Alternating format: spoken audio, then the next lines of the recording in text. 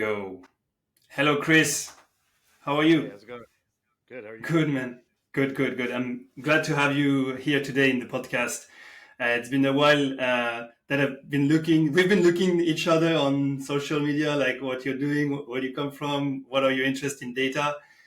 I'm so glad that we can have this conversation today because, as you know, so Dream podcast means data rules everything around me. The topic is really broad and it's play on words on many different reference that you may have already on hip hop and all these stories. But the essence of the show is to bring people that have data in their mind all the time that works around this like need of having some data to get decision to move their business forwards to move everything further and you come with a super interesting perspective, right? Because you are the founder of Crafty Apes. You are one of the Crafty Apes is one, from what I understood, one of the biggest VFX studio in the world. So you use data and much more in your work, and you've been a founder as well. So you worked with like building a business, having data in different from different departments to understand how everything works. You're now doing other stuff that I want to dig into, but like if you're okay to start playing this show the way that I usually do, it's about answering three questions. And we are just going to have three questions in mind and go for the 30-40 minutes that we have with a free flow conversation. There is no need to have like a specific kind of answers or questions that I will come back to. But I might be a little bit picky, ask you tricky questions, try to tease you a little bit. But that's going to be all fine, I think, because you're this kind of guy that can navigate any kind of situation, I'm sure. And yeah, so if you want, we can start right now. But the first question that will be around your story, then about your vision, and then about your about your drive and mission, basically, and then about your vision. So story, mission and drive, vision for the future, and that's all we can do for a start as an introduction. So does that work for you? Yeah, no, it sounds perfect. No, I'm from originally from I was born and raised on an island in Alaska, and it's called Kodiak Island, and most people, it's where bears come from. So that was my background, and it's where I grew up, graduated high school before I went down to we call the lower 48 states, and then eventually got it. My college, I studied, my degrees were in social sciences and psychology, sociology, and indigenous Mm. anthropology. And so cultures and, people, places fascinated me. And that led me to the movie business in California and visual effects specifically. And so I got into, computers, ended up in San Francisco for my first movie, which was Sin City in like 2004.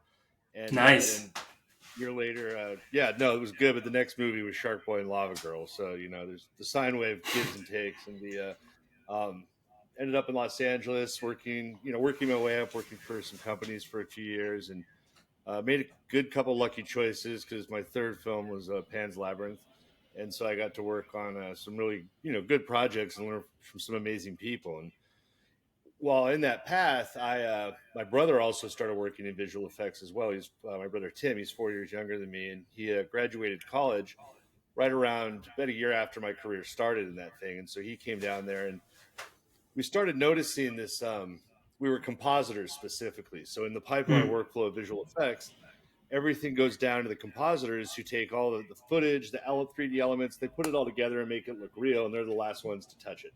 So you're kind of you're like a garbage dump type. You're just putting everything together and making it all, figuring it out. And Yeah. VFX is it's a crazy industry. It's a relatively young industry, and it's companies rise and fall. I mean, there's the big dogs like ILM and things like that are kind of these mainstays, but it's really hectic. Which luckily for me, it was in my 20s, really bad ADHD, so it was perfect. I could go for 20 hours and it was no problem. And there's rules, but there's not rules. It's very Wild West, and you'll do Uh, multiple nights in a row to get something done, especially if you're on a crazy commercial or something like that. And in a lot of ways, it's kind of insane. So we started noticing this what you call an irrationality in the market. That there was always this prevailing rumor or idea that it was visual effects was terrible from a business point of view because these companies that were Oh, very big would collapse. So everyone's like, oh, the margins are 5 to 10%. It's awful business, awful business. And we started noticing things. So my example was one day I was at a company in Santa Monica where I worked for. My boss said, hey, can you come in on the weekend and clean up this actress's face? She had during filming, she had broken out in acne all over her face. And so they said, we need to clean her up in this scene.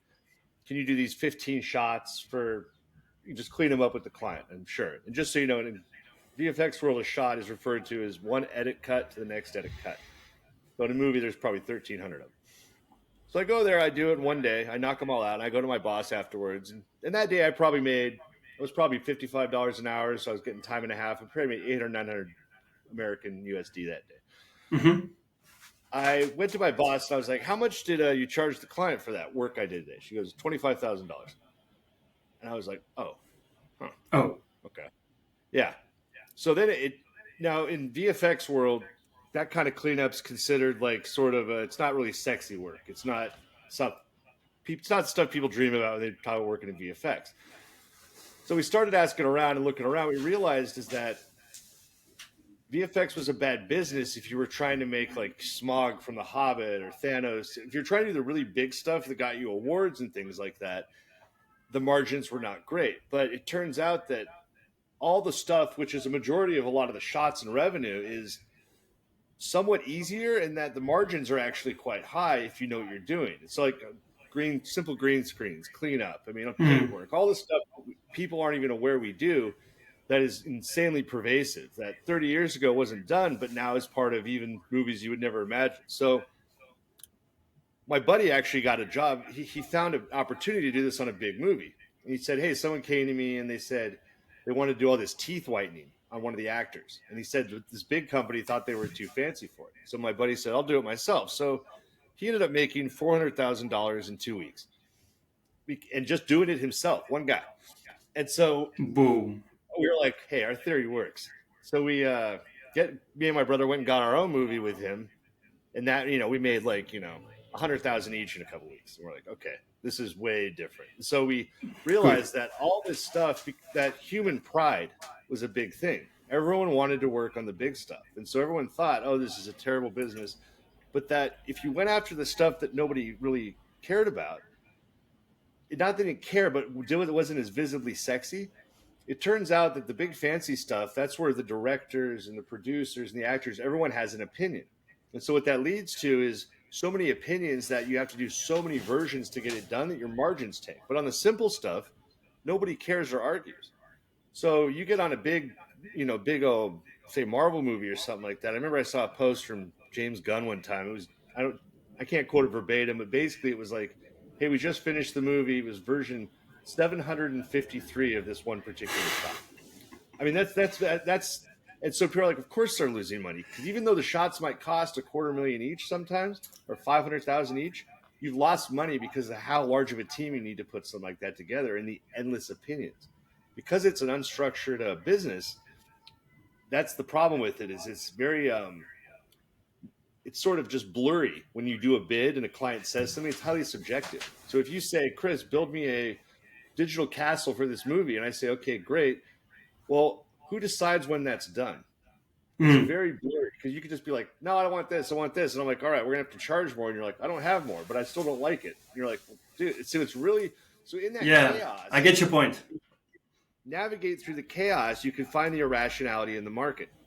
And that irrationality was there's a lot of money here, no one cares. So we started a company doing this, built it on that, then also got into fancier stuff as well because you want to balance it because people just don't want to do regular stuff all day long. But it led to these incredibly high margins. And, and so it became a bigger thing. And eventually in 2019, we, sold most of it and, still involved, but learned a million lessons along the way. And the part of that, was expanding to Atlanta because the tax credit was new then and then expanding all over. And so strategy was a big part of what we did. And we were, when we were at our peak, we were hyper efficient. We were getting way more done than anyone else with way larger teams. And so that was, that's been the journey. I mean, the vision is because that was story. What was the next one? It was vision and future. No, Is that? yeah, the mission, but like I want to just get into this a little bit more because it's super interesting. You spotted some uh like Irrationality in the market. I mean, that's yeah. yeah. I spotted. It's like that. That's why this data stuff we're talking about is so interesting because what we're Hmm. talking about is mitigating risk and optimization. What is the best use of resources? And so Yes. what we were able to do intuitively, and a lot of times we say when we're with a lot of this AI stuff we're trying to vectorize intuition. Like that process that my background subconscious went through, my lizard brain, Yes. I don't know the process, but I know what it spit out. But if I sit and really think about it and start to access that side of myself, sometimes with mushrooms, if you try to get back there, figure out why did I do this? And Yes. so I think if you look at the rules of any system, so if you take the game of Risk or Monopoly or any baseball, soccer, it doesn't matter. If you Yeah. define the rules of a system, then you can figure out how to optimize the best way to accomplish a goal in said system because rules are just constraints. So if you define the constraints of a system and you say, this is my goal, then you, in theory, could figure it out. But, Yes. in Moneyball, essentially, it's like, what is the most Yes. optimal way to accomplish X? But Yes. to get there, you have to start off with defining the system and the data, which turns out is the damn hardest part about it. So, how do you define a system? So, if we look at visual effects, and I'm working on this right now because I'm actually working on this for the whole film industry. You literally have to map out the process of what happens, process diagram. This leads to this, leads to this. And then Workflows. yes, what is the function of every step? Because then you could figure out, do we even need this step anymore? Even in film to this day, there are still steps in the process left over from film cameras, which no one's using really much anymore, except for in France. And but there's still these leftover steps that don't should not exist in post production because they were intended for film. But in a digital workflow, they make no sense. But people still go through these motions because we get sort of conditioned into just doing this thing. And we forget about the actual function of what we're supposed to be performing. Why am I doing this? And when you map all these things out and you gather all this data at that point, well, we've seen AI learn Rocket League. We've seen it play chess since the 90s. So we Yes. know that we can just define the rules of a system, then figuring out the most optimal way to accomplish a goal becomes much easier. But the problem Super is just interesting wrapping take. your head around what are the Yes. rules of the system. And that's where me and you started talking because, when you think about how a neural network works or how your own brain works, when they, for example, when they do brain scans, MRIs of people that ingested, psilocybin or psilocin, they Hmm. find, at least the density of the pathways is Yes. actually increasing. So Increased. if you think about that, there's all these, I love like 3JS and D3 because if you think of this 3D graph you can move around and how everything's connected. And Yes. it's not a 2D thing. It's not a flow in one direction. It's actually a flow in all directions and inward at the same time. And so that's really hard for us to conceive of because we're in a lot of ways we've been conditioned to be very linear creatures. The way we even Hmm. speak and think in language is very linear, good, bad, left, right. It's not dimensional. And Hmm. our existence is highly dimensional and our thoughts are actually very dimensional. But we find very primitively symbolic ways to represent these things. And I always refer to language as a blunt force instrument. It's not. That's why cinema is so powerful because it's conveying something that words we don't really have them yet. That's why it's continuously evolving. Hmm. And so, the knowledge graph aspect of what we connected on, where it makes so much sense to me because I'm very new to this. I've been in this AI realm a couple of years, but a lot of it. What really resonates with me is a lot of my instincts. I'm like, yeah, that's exactly what this. Yeah, what you were Just talking makes about. sense. Yeah, my instincts were like, yeah, this makes sense. Hmm. I've had the hardest time though communicating it to a lot of people on my own world. Where I'm like, no, if I illustrate it, they tend to see it. But if I'm like, then I just say Moneyball. But if it's like by connecting contextualized relationships, it's like take ChatGPT. It's fine at first we all get it. We're like, wow, this is incredible. The problem is in our mind, we've all seen science fiction and Star Trek. So we're like, how come it's not data? How come it's not how? Why isn't it? And even though what we're staring at is pretty incredible, but it's a token predictor right now. It has no Yes. contextualization. It's just like saying, I don't know, but if you give it context, all of a sudden it's like, oh, wait, you want to do this? So you should probably go talk to your buddy over here who does this. You should probably, so we all know in our minds what we really want is Jarvis from Iron Man. That's what we want.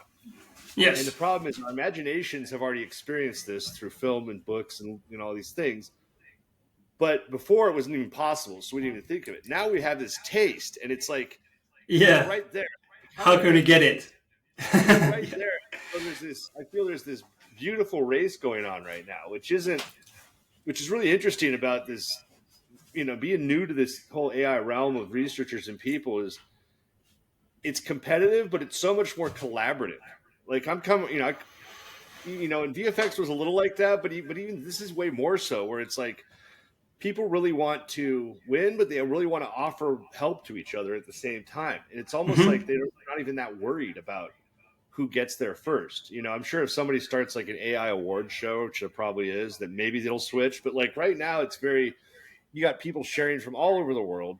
Countries that don't even like each other share their scientists and researchers are sharing because they're not part of that. And so I think in our souls somewhere, I think we know that there's something very powerful here. I think on a hierarchy of needs and a resource level that Yeah. the distribution of resources has way been out of shape, and something like this could democratize it to a degree. It's obviously a reflection of us, but if there was ever a power, for the for the people to sort of take control of that sort of thing, now would be the time. Yeah. Taking back control is one of my main drivers also. Like, okay, this soul data, I need to own that so that I can feed it to a system that will work for me. I want something that hustle for me, not the other way. It's like for me, I so much relate to what you're saying because like the emergence of knowledge graph and AI and everything also came from my own experience where I was like building those reports for CEOs like yourself. Like I was the data guy. Like, okay, give me the data, get me that data. Okay, figure this out, put this together. It's all relationships and connections from different departments and different data sets and different tools and different semantics and different like all those stuffs actually are it was processed in my brain, but also in the brain of you if you were the CEO that I was working for. Like you as a CEO makes the connection of like, okay, marketing doesn't generate that much leads, so impacts the sales. Then we need to figure out what we will do with the finance. Maybe we need to go and find out new investors because of this thing and choices that we've made. Then it will all impact on the line. So how do like my main idea was like, how do we map the awareness for a business at a business level, the constraint you were talking about, from awareness to cash flow, like how this whole chain of actions, how this all the workflow is working, and how can we like change variables, play with those different variables, like understand the different I feel scenarios like that can occur. it's all going to come down to a narrative story. All this stuff has to trend. So one of the things I'm most excited for this is one of the things I hate about the corporate world, and I think is so backwards, is the obsession with quarterlies. No one builds a business thinking about a quarter. You have to have a long term view. Oh But yeah. because of quarterlies, people have this weird, the actual goal doesn't, the goal switches from let's build a healthy business to, generate long, periods of revenue over time to let's try to maximize revenue this quarter. Those are opposed goals. Those are very opposed. And so the problem is, unless you have a system that can illustrate, well, if you do this, then this will happen, then it's just a matter of people talking in a room and whoever's the loudest Explaining. wins. But if you have you have a tool that says, for example, we would always have this thing where people would say, well, why did you? We do in a movie, we might do like 2 shots, we might do 1,000 shots. But sometimes the money people would come in and say, well, hey, you lost money on this shot. And I would be like, well, hold on, that's you might call it a loss leader. I had to go do that big expensive shot to go get all the money over here in these other shots. So you have to look at the whole thing holistically. And when you silo things apart, that's when the problem happens. The big Yeah, problem you're was doomed. when it's in Schrodinger's cat double slit. We've seen it. When you observe things and silo them, their behavior changes. And so you can't just silo things because none of us exist as islands. We're interconnected all over the place. And so you Yes. can't just say, marketing, what are you doing? Because these things are all related. But if you have a system that can actually show this, I think we could actually combat the narrative in the boardroom that, oh no, we shouldn't do that because of this. And that's the Exactly. short-term thinking of it, because Exactly. there's so much myopia. People are like, well, it's like right now, the movie industry's down. And people are like, oh, we should pull back and do this. I'm like, no. If you were going to 2008 was the time to go buy houses, you guys. Now is the time to go buy companies because everything's down.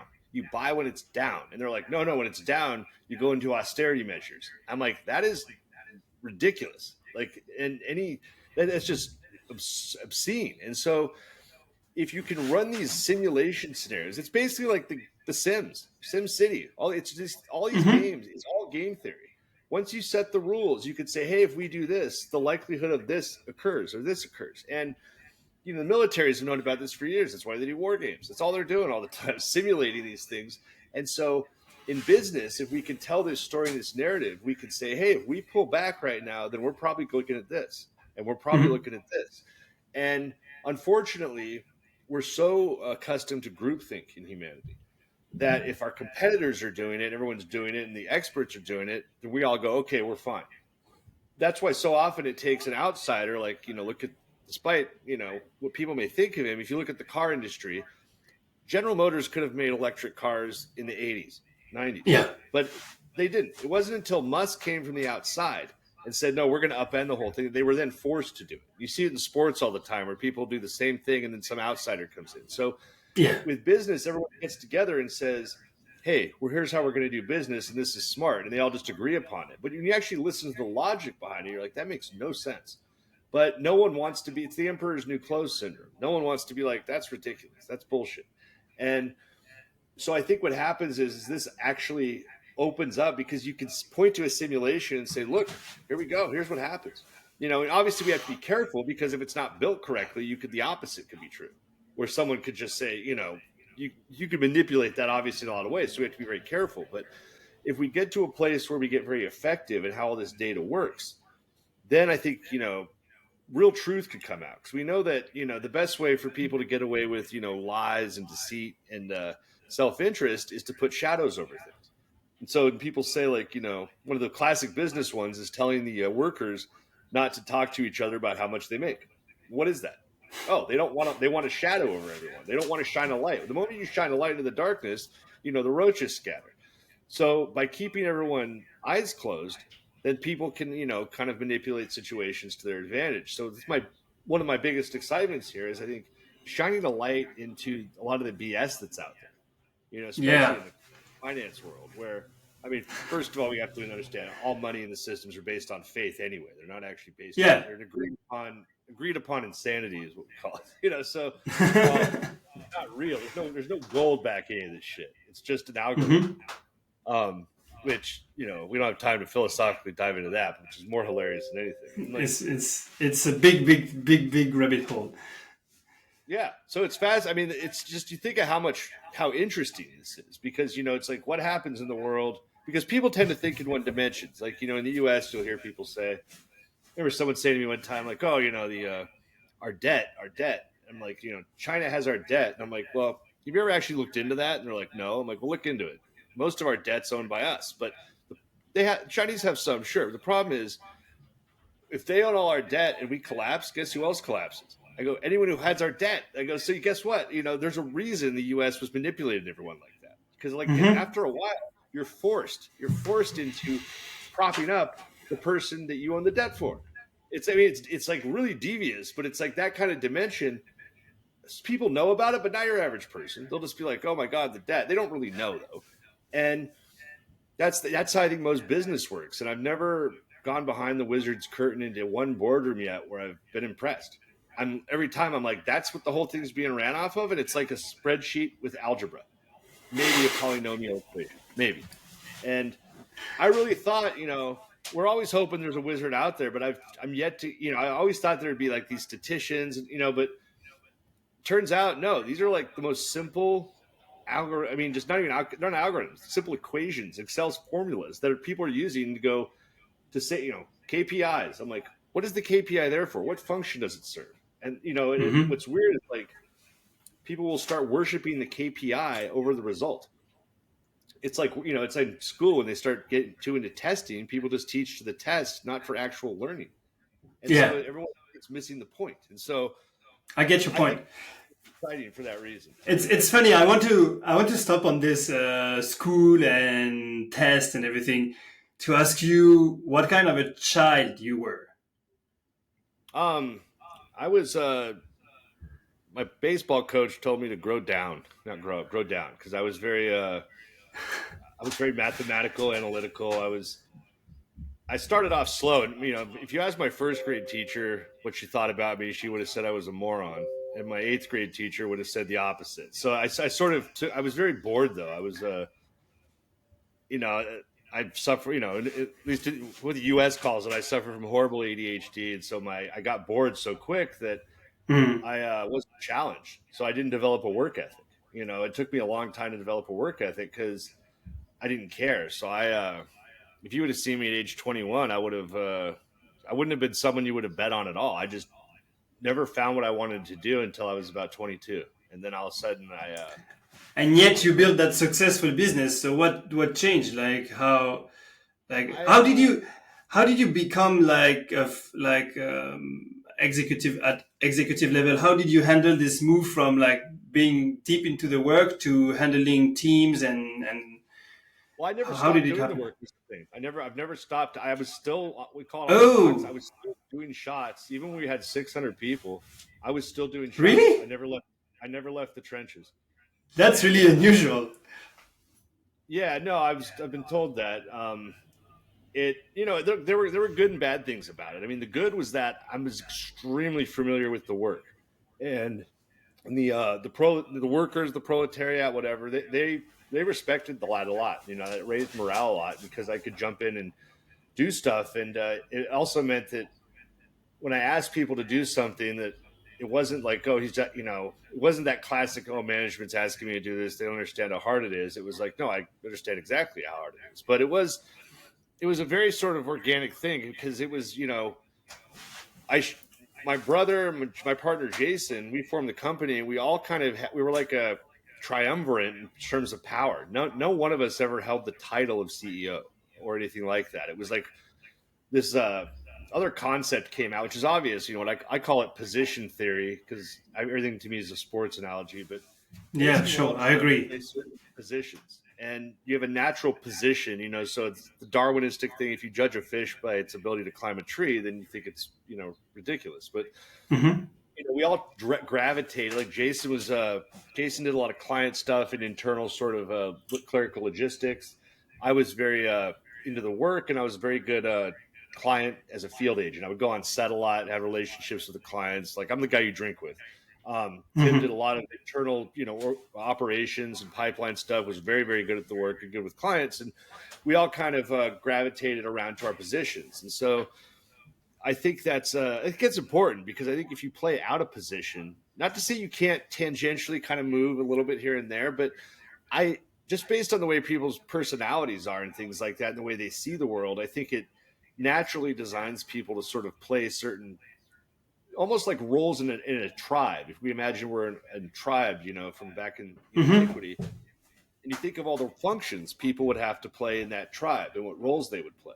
And I think some people are designed to lead, some people are designed, to do over here, if it's Star Trek, someone's in the bridge, someone's in engineering. So, there is this thing. They're interconnected intimately. But I think we tend to shade towards certain areas. Yeah, I get your point. And that's really interesting because even though we need to be super specialized, at one point there is a need for awareness on how things work together. It builds I guess empathy. that, It builds empathy. yeah. If you're over in that, because you see it any company in the world, oh, those idiots in X or Y. And it's referring to an entire department and it's like, okay, come on. It's just that classic tribalism that we're put into very quickly. But the moment you have empathy, you stop that shit. Like, it's very few times that I've met someone who has a lot of hate, who's traveled a lot. Like, if you travel around a lot to a lot of countries, your empathy tends to go up and your hatred tends Yeah, to go down. And it's true. very rare that I don't meet a lot of people that travel a lot that feel that way. So it's like, if you think about it in business, you should have everyone know every part of the company. That way people don't feel like a cog. They can actually see at that point where they fit in the process diagram and why they're important. And when people don't feel like they're a part of something or important or a cause, that's when you get just terrible productivity. And I think personal inspiration. So going back to what you said, how did I turn it around from 21 being a pothead to running a company 10 years later? I simply found the position I was supposed to play. I found what I wanted.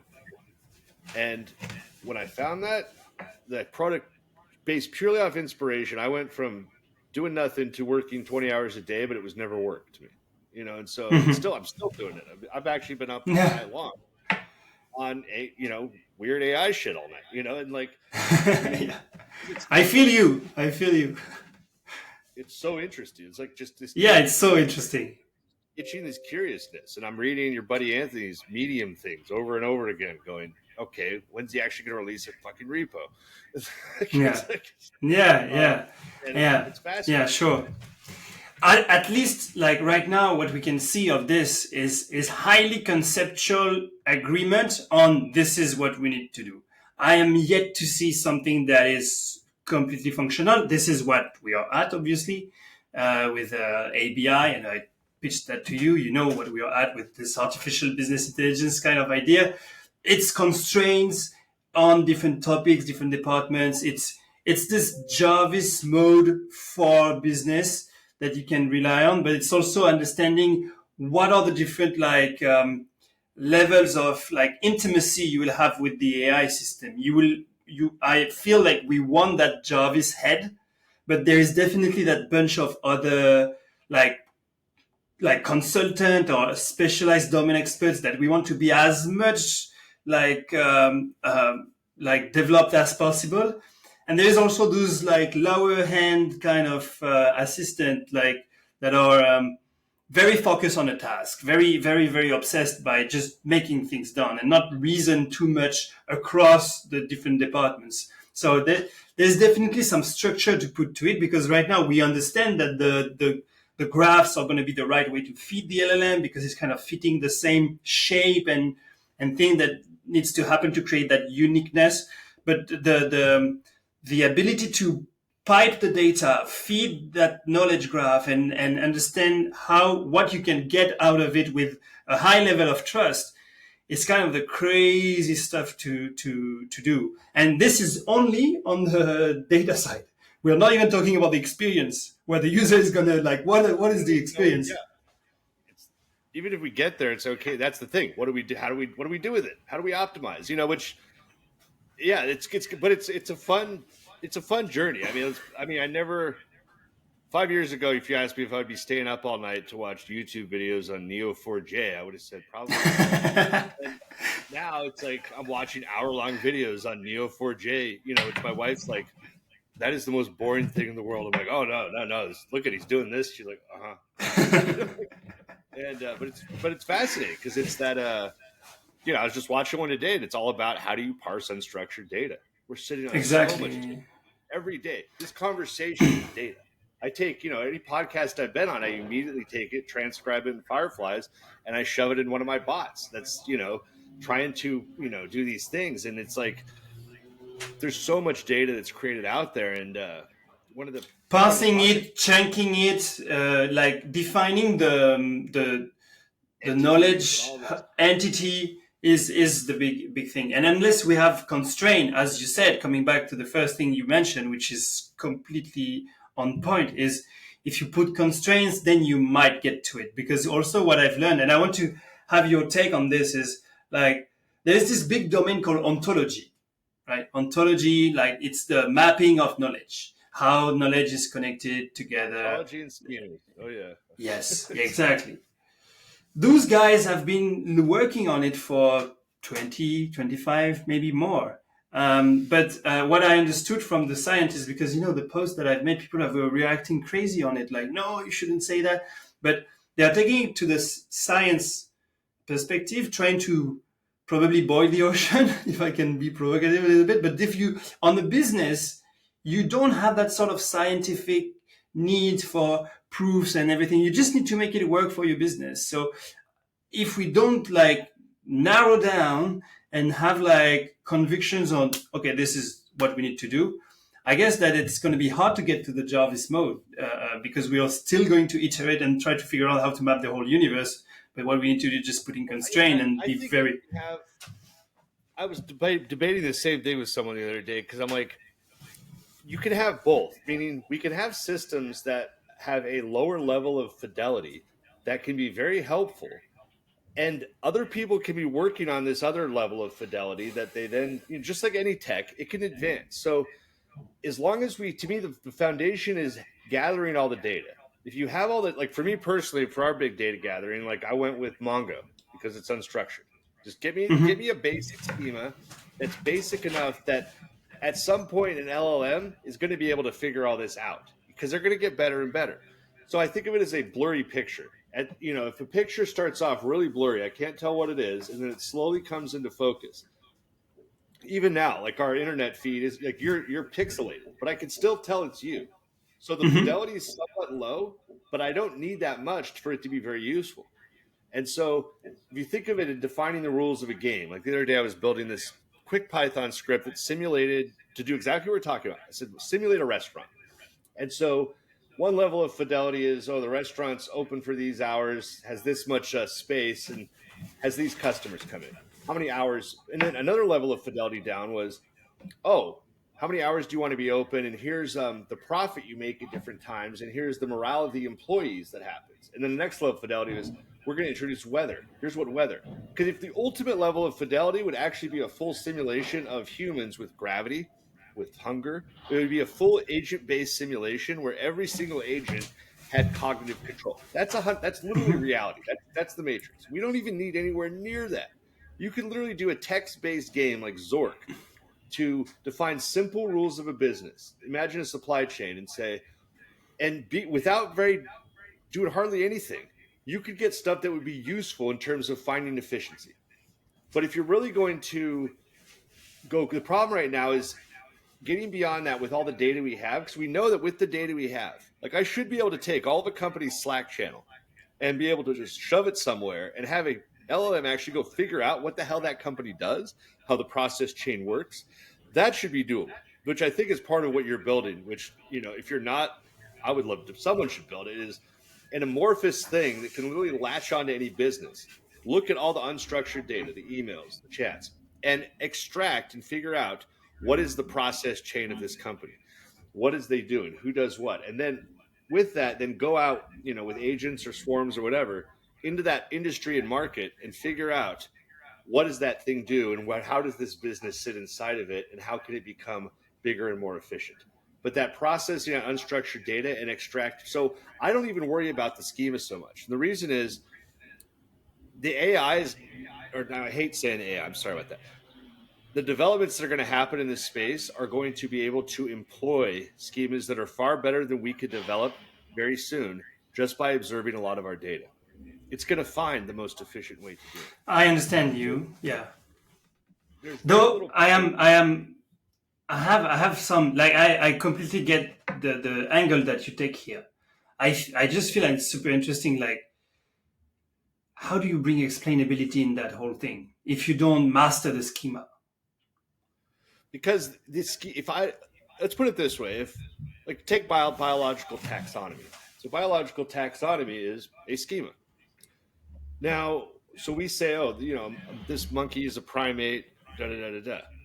Well, that doesn't mean shit to the monkey, and it doesn't actually change anything. So when we change, our definitions of genus and species or stuff like that, it's only to help our model of the world. It's just Yeah. for us. It doesn't actually change the world around us. Now you could say, well, isn't all Hmm. this stuff for us? Yes, except for we have to predict that before very long, the abilities of a lot of these tools are going to surpass us very quickly. So, what are the things it's going to do better than us? That definitely seems like one of them. Definitely. So I think in there, it's like I don't worry about that because that's an ever changing thing. As long as I have a basic idea, like when I did my own schema, like for my own person, because I'm building my own personal Jarvis as an experiment. So I created a whole entity relationship diagram and I just thought about stuff. And I kept it very simple because when you Yes. get too complicated with it, that's when the systems break down. Yeah. Eventually they'll get better. But for right now, it's like I can't even prove the point if I'm just troubleshooting.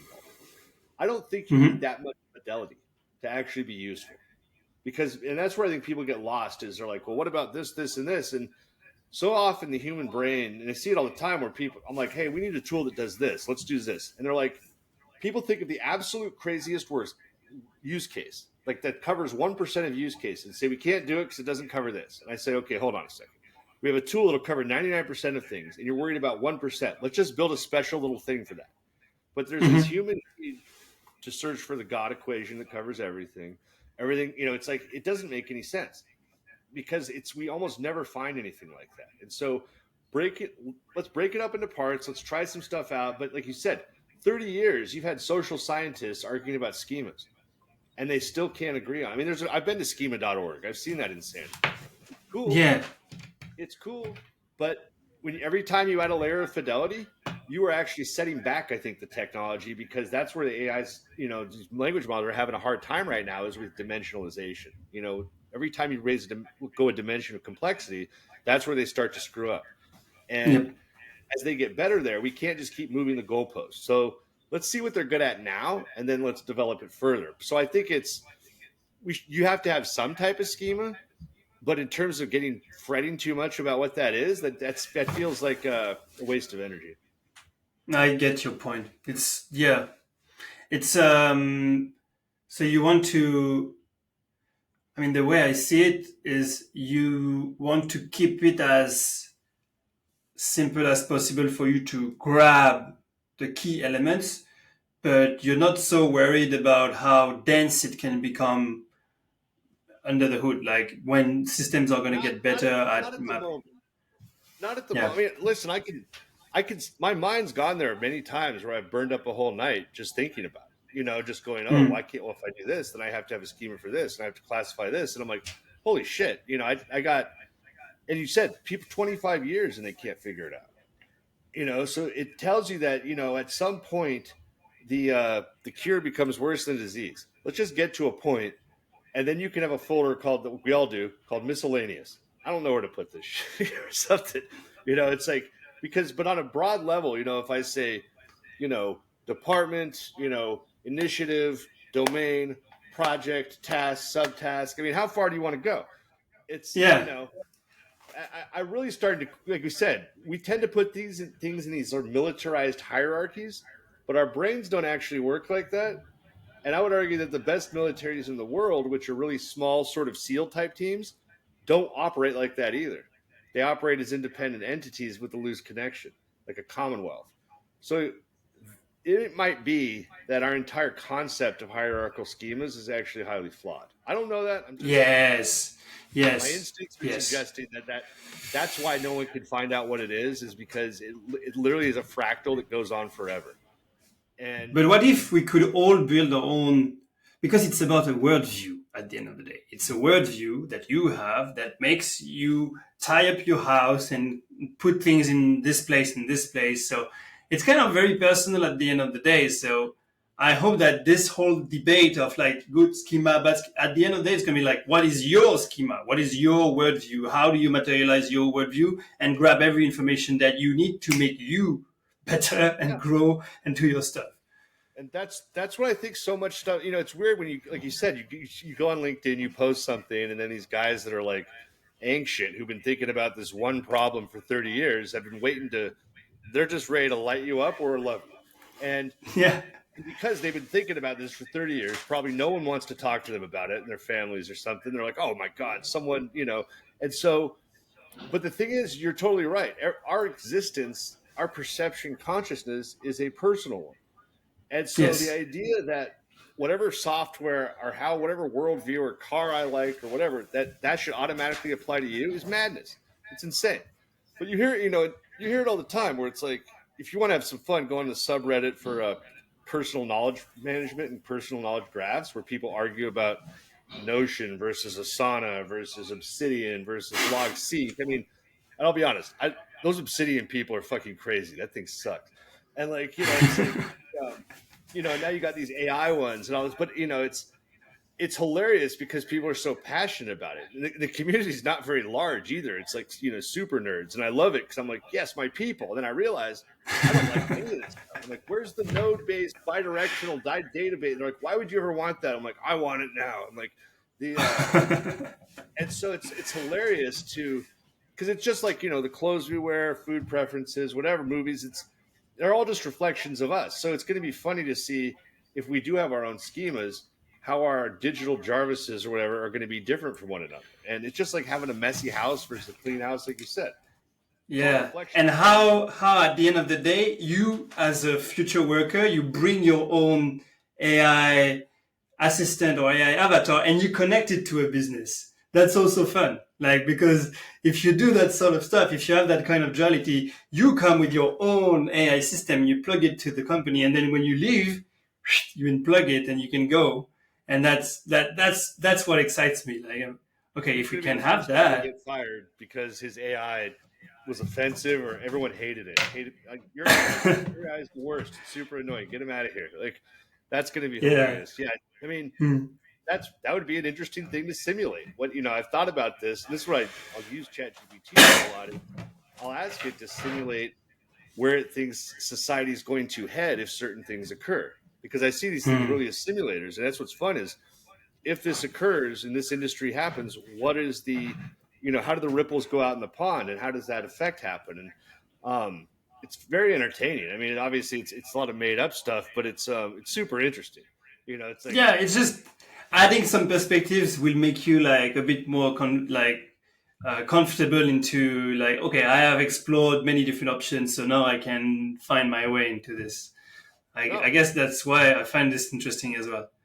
Well, in with this last word, I think we can probably put a hand to the conversation. It's already like 45 plus minutes. It's been great. It's been fun, really, to talk to you, Chris. I really like how you see things, the perspective that you bring, the no bullshit thing that embodies your talk. It's great, man. We need to have more perspective, more things like this coming, and I really hope that this podcast that I do with so many people will help me and other people like look at things differently and just think, oh, okay, that's not the only way. There might be different perspective, and we need to figure out our own way of structuring the data, figuring out what we need to do with it. So thank you so much for bringing all those things to the table, man. What you're doing is super important. I think it's cool. Thank you. Where can we meet you? Like, if someone wants to reach you out, what's the best thing to do? I guess my email, just Chris, either Chris@CraftyApes.com or Chris.LeDoux@lumalogic.com. Good. Or LinkedIn. All right. LinkedIn's good. But LinkedIn is that? Yeah, you hang out on LinkedIn, right? Yeah. Cool. Yeah, I might come. I'm headed to Europe in a couple of weeks. Are you in Paris or you're in Burgundy or something, right? No, I'm in Paris. No, maybe I'll stop by and say hi. Sure. I've always passed through the airport, but the train station, but never anywhere else. We should definitely meet. Thank you so much, Chris. It's been great. See you. Thank you. Later.